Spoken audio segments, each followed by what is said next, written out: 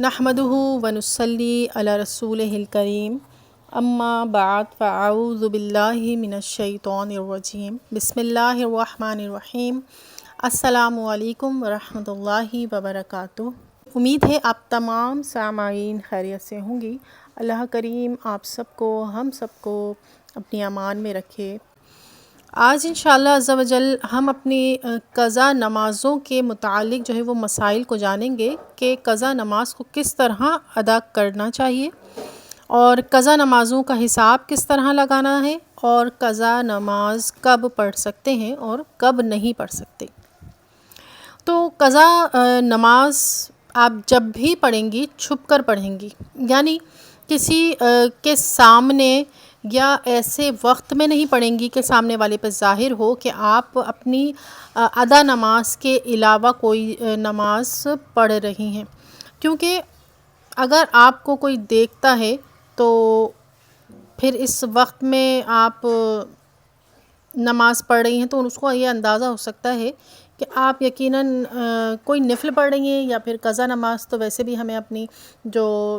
عبادتیں ہیں ان کو چھپ کر پڑھنا چاہیے، لیکن قضا نماز کا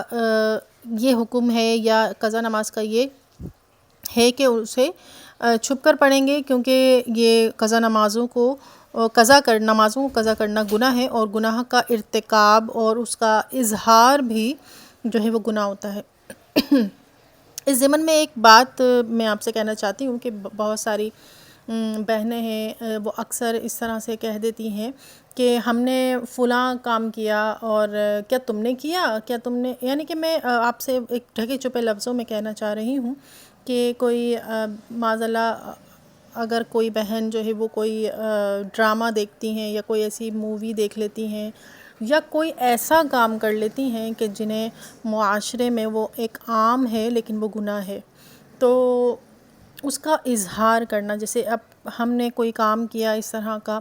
تو ہم نے دوسری بہن سے یا اپنی دوست سے یا کسی سے بھی اس چیز کا اظہار کیا کہ ایسا کیا تھا میں نے، کیا تم نے دیکھا یا تم نے کیا یا تم ایسا کرتی ہو، کچھ بھی ایکس وائی زیڈ میں ایسے کام کا کہہ رہی ہوں آپ اس وقت کہ جو عام ہو معاشرے میں لیکن وہ گناہ ہو۔ اب جیسے ایک عام ہے ہمارے ٹی وی جو چلتا ہے اس میں جو ڈرامہ سیریل وغیرہ آتے ہیں یا موویز آتی ہیں، تو اس سے بچنا چاہیے، ایسا نہیں کرنا چاہیے، لیکن ایک عام سا یہ رواج سا ہو گیا ہے کہ وہ دیکھا جاتا ہے، تو ایک دوسرے سے اس کا ذکر کرنا بھی یہ گناہ ہے۔ یعنی کوئی سا بھی گناہ ہو، ایسا کام جو گناہ ہو اس کا آپ اظہار کسی دوسرے سے کریں گی تو وہ گناہ ہوگا، اظہار کرنا بھی۔ تو پھر اس کے بعد نماز جو ہے وہ نماز فجر میں نفل پڑھنا گناہ ہوتا ہے، یعنی کہ آپ نماز فجر جب ادا کر لیں گے تو اس کے بعد کوئی بھی نماز، کوئی بھی نفل آپ ادا نہیں کر سکتی۔ اگر آپ فجر نماز کے بعد جو ہے وہ قضا نمازیں اپنی پڑھیں گی کہ ٹائم ہے میں پڑھ سکتی ہوں، لیکن اگر کوئی دیکھ رہا ہے اور اسے پتہ ہے کہ فجر کے بعد نوافل تو پڑھی ہی نہیں جاتی، تو پھر وہ اندازہ کریں گے کہ ہاں آپ قضا پڑھ رہی ہیں، تو اس وقت میں بھی آپ قضا نمازیں نہ پڑھیں، ٹھیک ہے، کیونکہ اکثر لوگ جانتے ہیں جنہیں پتہ ہے، تو پھر وہ اس سے آپ اندازہ کر سکتے ہیں کہ آپ قضا پڑھ رہی ہیں، تو پھر وہ آپ ایک گناہ کا اظہار ہو جائے گا، تو اس طرح ظاہر بھی ہو جائے گا اور کسی کے علم میں آ سکتا ہے، تو اس وقت میں بھی آپ بہت زیادہ احتیاط کریں۔ اس کے علاوہ باقی 3 نمازوں میں آپ قضا پڑھ سکتی ہیں، ٹھیک ہے، 3 نمازیں ظہر ہے، عصر ہے، عصر کے بعد بھی کہا جاتا ہے کہ نوافل نہیں پڑھنی چاہیے، ٹائم اگر ہو، جیسے اگر آپ نے اذان عصر ہوتی ہی آپ نے نماز پڑھ لی اور اس کے بعد اتنا ٹائم ہے کہ آپ اپنی قضا بھی پڑھ سکتی ہیں، تو پھر وہ اس میں بھی پڑھ سکتی ہیں۔ اگر آپ کو یہ یاد ہو کہ آپ کب بالغ ہوئی تھیں، آپ کو یاد ہو کہ 11 سال، 12 سال، 15 سال، آپ کون سے سال میں بالغ ہوئی تھیں، تو پھر آپ اسی سال سے اپنی قضا نمازوں کا حساب لگائیں گی۔ اور اگر آپ کو یاد ہی نہیں ہے کہ بھئی کون سا سال تھا وہ، 11، 12واں، 14واں، تو پھر آپ کیا کریں گی کہ یعنی کہ آپ 14 سال میں بالغ ہوئیں، 15 میں ہوئیں یا 12 میں ہوئیں، یہ مقصد ہے۔ تو آپ کو اگر یاد نہیں ہے تو پھر کیا کریں گے کہ 9 سے 15 سال کی عمر میں شریعت جو ہے وہ مطلب شریعت کی طرف سے آپ بالغ ہو جائیں گی تو پھر آپ 9 سال کی طرف 9 سال سے آپ حساب لگائیں گے، یعنی کہ 11 سے 15 سال کے درمیان میں شریعت نے یہ طے کیا ہے عمر کہ 9 سے 15 سال کی عمر میں لڑکی بالغ ہو جاتی ہے اور لڑکا بھی بالغ ہو جاتا ہے، تو اس لیے لڑکی کا جو حساب آپ لگائیں گی 9 سال سے لگائیں گی۔ پھر قضا کی نیت جب بھی کریں گی، قضا نماز پڑھتے ہوئے تو کہیں گی کہ میں نیت کرتی ہوں سب سے پہلی فجر کی پڑھ رہی ہیں تو فجر کی، ظہر کی پڑھ رہی ہیں تو ظہر کی، اسی طرح جو نماز آپ پڑھ رہی ہیں تو آپ سب کہیں گے کہ سب سے پہلی فجر کی، یعنی کہ جب آپ شروع کریں گی، ٹھیک ہے۔ اسی طرح جب دوسری ہوگی، تیسری ہوگی، تو اب اسی طرح ان کا حساب لگا کر کہتی جائیں گی، اور سب سے آخر میں کہیں گی کہ یہ آخری نماز ہے۔ اسی طرح پوری جو ہے وہ نیت آپ کو کر لینی ہے، ٹھیک ہے۔ تو اسی طرح آپ کو کہہ کر نیت کرنا ہے کہ جائز ہے کہ آپ وہ تمام فجر کی بھی ادا کر لیں ایک ساتھ، اور یہ بھی جائز ہے کہ آپ تمام ظہر کی ادا کر لیں ایک ساتھ، اور اسی طرح عصر، مغرب، عشاء آپ ایک ساتھ بھی ادا کر سکتی ہیں، لیکن لازم نہیں ہے کہ آپ جو ہے وہ اس طرح کریں گے یا پھر آپ ہر نماز کے ساتھ ہر نماز ادا کریں۔ تو یہ دونوں طریقے سے آپ کو سہولت دی گئی ہے، چاہیں تو آپ پورے دن کی نماز ایک ٹائم میں پڑھ لیں، لیکن مکروہ وقت نہ ہو، اس چیز کا خیال رکھیے۔